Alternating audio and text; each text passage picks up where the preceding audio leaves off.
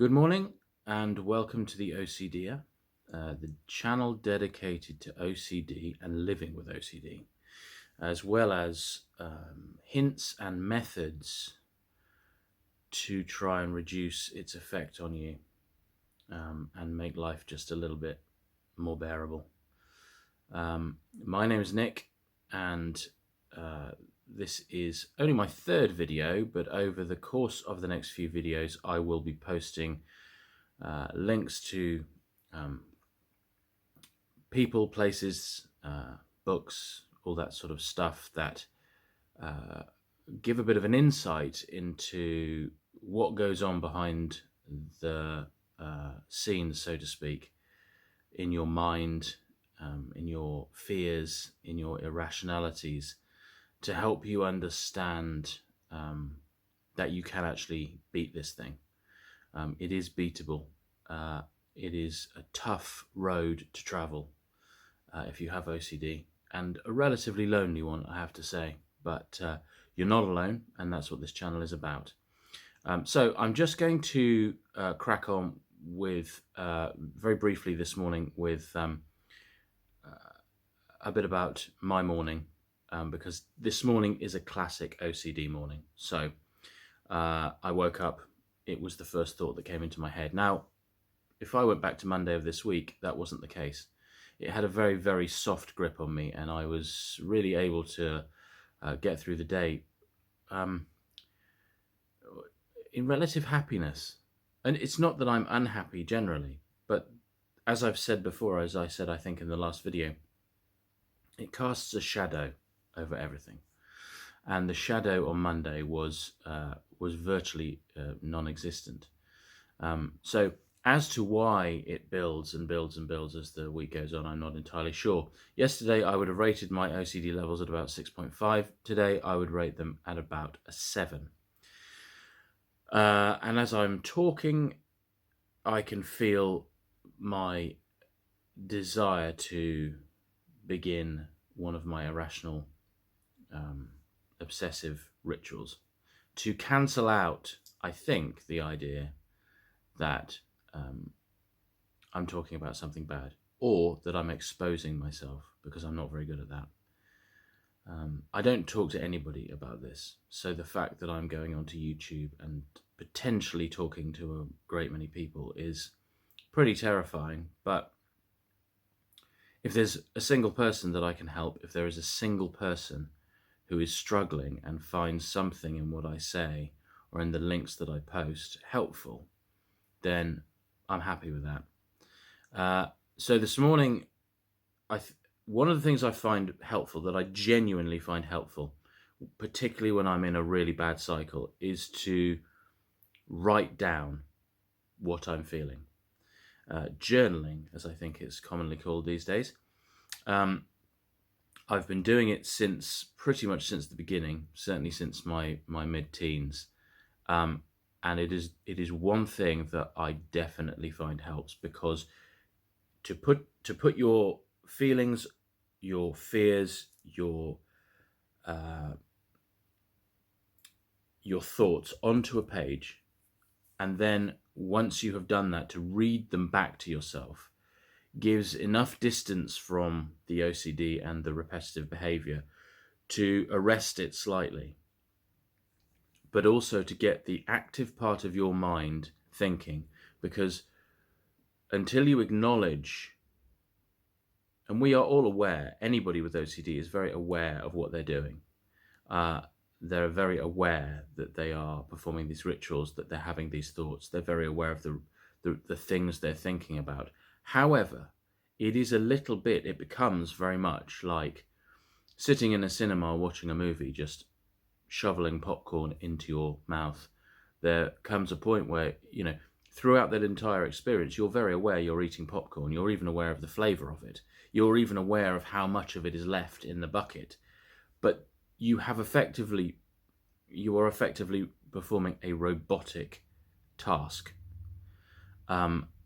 It becomes almost about getting to the bottom of that bucket of popcorn rather than enjoying popcorn. And that is very similar to OCD. You're very aware of on every level of what it is you're doing, what you're thinking, why you're thinking it, what you think you're thinking it. But there is a part of you that's switched off. And your goal is to get to the end of the ritual and then get out of it. To get to the end of the thought and then get out of it safely. And achieve whatever it is you feel the OCD achieves for you. So writing it down, reading it back to yourself, even if it's only very briefly. I write down pretty much everything I think. Voice notes I also use, but writing down is the thing because you can see it. You can see exactly what you're talking about. So for this morning, I wrote down some notes. This morning I'm struggling with, first of all, the separation from my family. I left my family in bed this morning as I got on my bike and cycled here to work, and that's fine. They are in, as far as I'm concerned, the safest place they could be. But I'm not with them, so there is still that margin of doubt that allows the fear to creep in. Because what we're talking about here with OCD is fear, fundamentally. That's what we're fundamentally dealing with. If we stripped it all back to its baseline, it's fear. And I'm going to go into this in future videos because fear is the biggest enemy.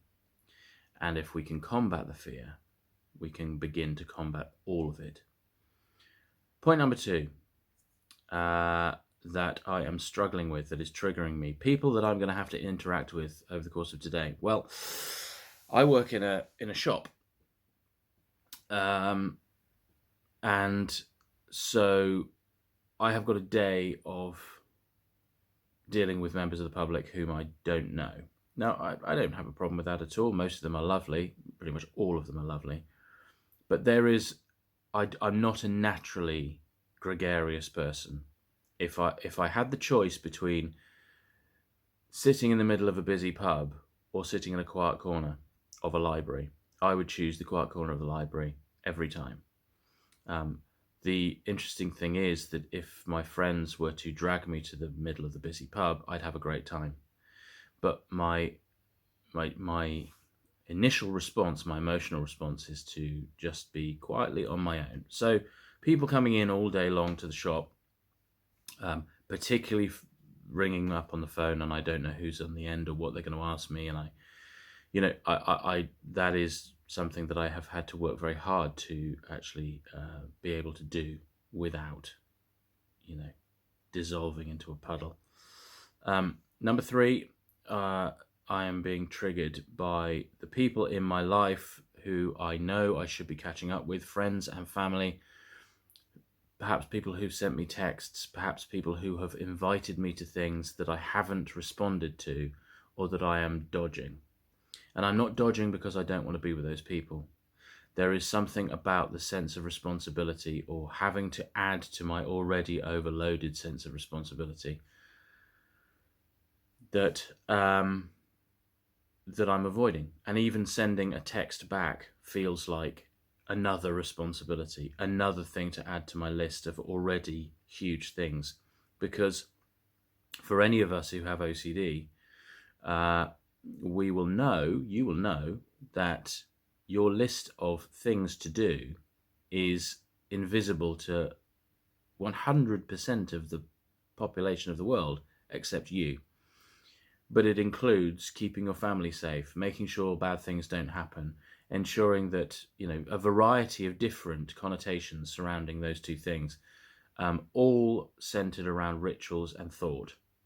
So when you then add other stuff onto it, it starts to very quickly become overwhelming.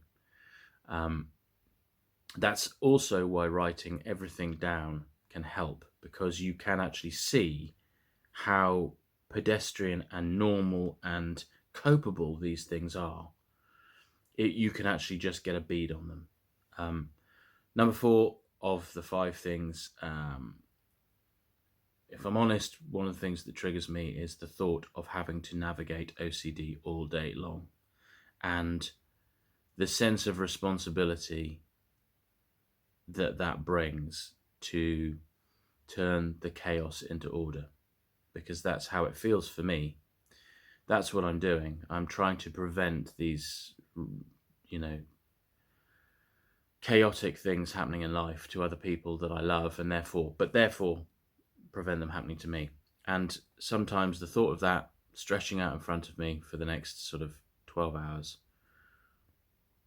it's overwhelming. And it feels pretty overwhelming today. And lastly,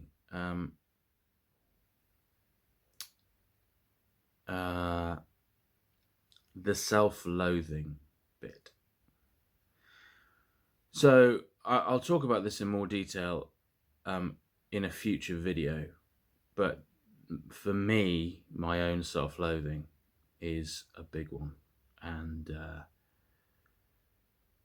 just doing this video, the sense of self-loathing is profound. The idea that anybody is going to want to listen to this, that anybody is going to want to take advice from a guy with a huge forehead in a fluorescent shirt is, yeah, it doesn't come naturally to me. I'm not one of those people that walks into a room and starts telling everybody their opinions. But all of these things boil down to fear. They boil down to one thing, and that is to fear. And the behavior, the rituals, the rituals and the thoughts, in some regard, are what's called an escape behavior. They are an attempt to escape from whatever wound you have that you are not capable of dealing with or feeling in its fullest form. And that is the tough bit, because I think, certainly for me, the having to live a life for myself and for other people, for my family, it doesn't get in the way, but it certainly takes priority over doing whatever I have to do to come to terms with the trauma that I'm feeling, that goes way, way, way back to when I was a little boy. And all of these rituals, every time there is a ritual, and this goes back to the number 4 bit of having to navigate OCD all day long, is that I will be repeating the same day over and over and over again. And essentially, that's what I've been doing since I was 14. Every single time that I use the repetitive obsessive behavior to quieten down and take the fire out of the thought that I'm having, I am avoiding feeling the pain of the trauma and therefore dealing with it. Now, I'm not saying that's the same for everybody, but that is how it is for me. But I don't feel that I have the strength to go there. So I'm going to elaborate on all of those points in future videos. I've spent sort of 3 videos talking about me, and my intention is to not do that quite as much in the future videos. But I think there's so much to unpack when you start talking about OCD that it's difficult to not just eject all of this stuff. So I would be really interested in the comments to hear anything that you have to say about your experiences, any techniques that you have of coping, and anything that you feel is helpful to the channel, because I'm very, very new at this, and I would like to continue doing it in a way that's helpful to people. So if you have any suggestions, let me know. I hope you all are having a lovely day, and I hope that you will stay strong. Lots of love.